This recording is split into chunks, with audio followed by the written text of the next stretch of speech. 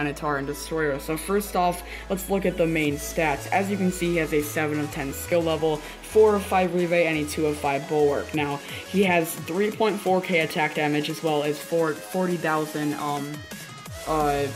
health at a 9-star level 168. Let's go on over to Destroyer and we'll see that he has a 2 skill level disadvantage with same talent and a 2 of 5 War God to possibly equal out that difference between Minotaur and Destroyer. So as you can see, he has a 4,000 attack damage at 8-star with a 20 level disadvantage and almost 50,000 health. That is 10 more thousand even with the 20 level disadvantage. So now we're going to go ahead and get into the rating feature because it is the most common, and first off we're going to test them with no magic. Okay guys, so here we are, and we're gonna drop Minotaur just alone, nothing, and see what he can do. So he does attack 40 ground units at the moment, and right off the bat he already destroyed 4 buildings. That was a good proc by him, and he did bring almost everything fairly low. The town hall is already destroyed within 10 seconds, and he's gonna go for his second proc. Looks like he already has 18% about to destroy every single building on this side. So let's just go ahead and drop that guild thing, loot, whatever it's called. And he's about to proc, and I meant flag, by the way. That just came up in my mind. But here he goes procking again and taking out almost every single building, already getting 80%. So now let's go ahead and go to a base with Destroyer only. Okay guys, so here we are, and this should be fair enough, and we'll about same building levels, and we'll just drop over here because that should be good enough. Plus it is not a global proc, so as you can see almost everything already has half health, so it should take roughly 2 procs to finish every building off. He does about, well, Minotaur did about 11 to 15,000 damage per building. Here, Destroyer is doing 20,000. Of course, the global proc difference does matter. So we'll end it there because you guys get the base idea of that. Now we're gonna go ahead and do Ares Frenzy and Ares Fervor. We're gonna be using magic now. So I do apologize if I'm making this take too long, but I will just try and get through this as fast as possible. So let's find a base that will do that, you know, with buildings stacked up on the side.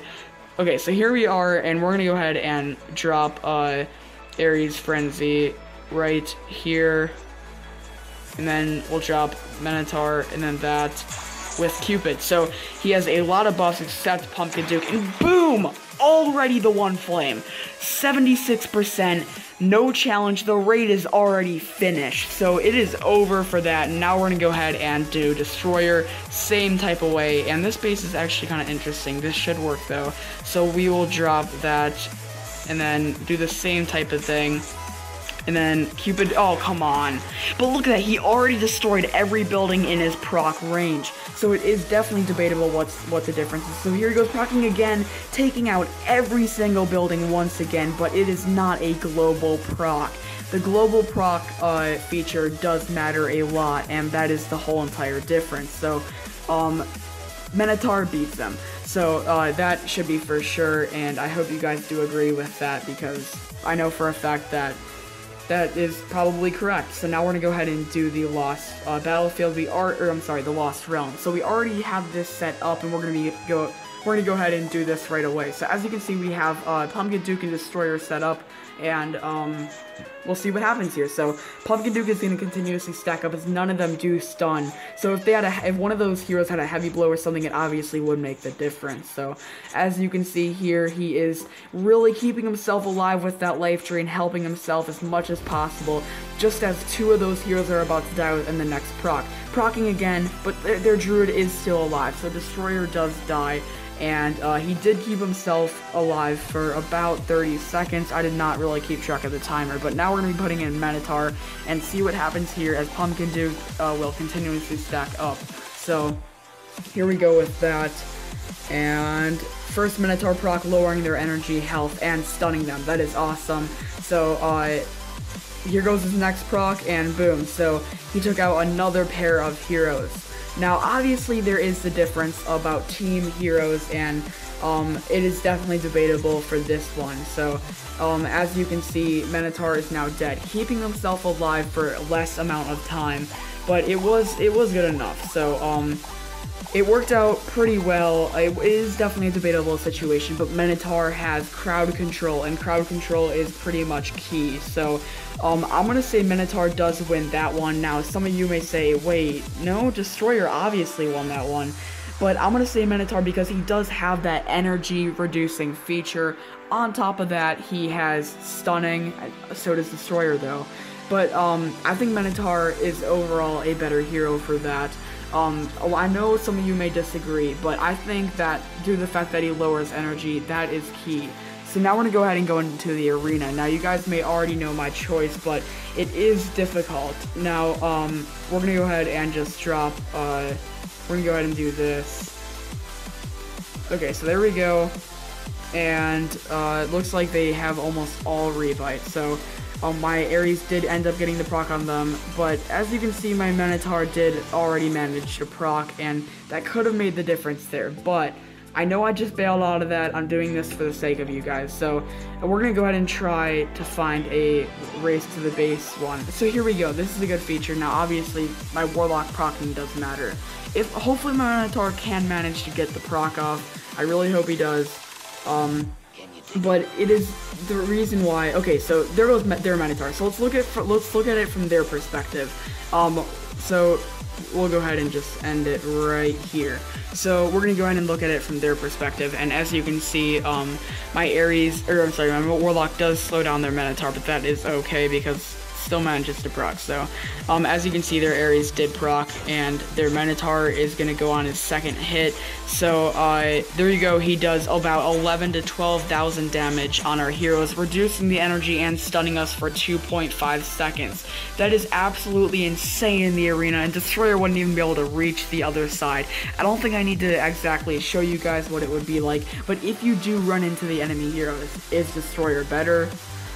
No, it's not, because you need Minotaur to proc in order to reduce their Ares energy. So Minotaur does beat Destroyer in the arena. So now we could do expeditions, but we are not going to need to do expeditions due to the fact that it is similar to raiding.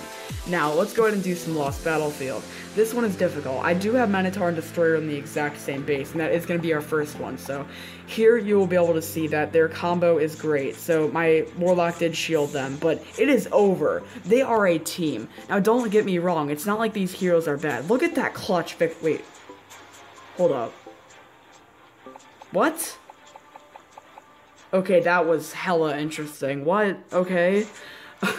But anyways, Minotaur and Destroyer do make a great team, so it's not like I'm disregarding any of them, but as you can see, Destroyer did do the extra stun, while Minotaur did lower their energy.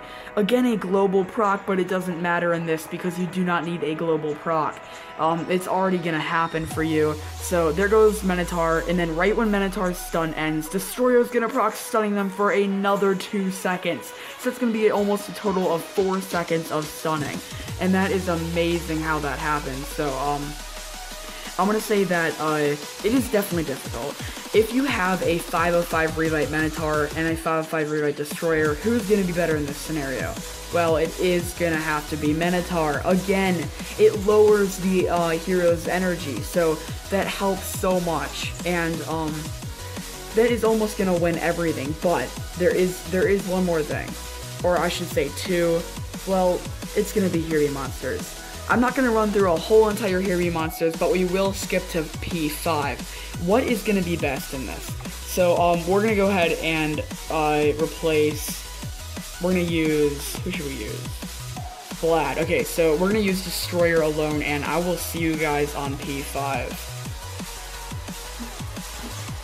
Okay guys, so here we are on P5, as my Destroyer already did happen to proc, but here comes the boss, and this is where the showdown happens. So, here we go, and the boss is running in. Well, I guess he's not going to focus Vlad, but here comes Destroyer, which is what we're going to be focusing on, and as you can see, he is just tearing the boss away. He is doing a great job. The damage feature as well as his proc increasing his own attack speed did help a lot. But now we're actually going to go ahead and add Minotaur in instead and see what he can do against the boss. But as you can see, Destroyer did about, I couldn't tell between Santa and Destroyer's proc, but Destroyer does do more damage on his proc than Minotaur does. You guys saw it even in the raid. Destroyer did about 7,000 more damage without any buffs on his proc, and now we're going to go ahead and see what Destroyer can do. Although it is going to make a difference where the boss spawns, I'm just trying to do as much as I can to help you guys out, so I'll see you again on P5. Okay guys, so here we are on P5, and quickly I just wanted to mention, Destroyer does help more with clearing out groups of troops and heroes.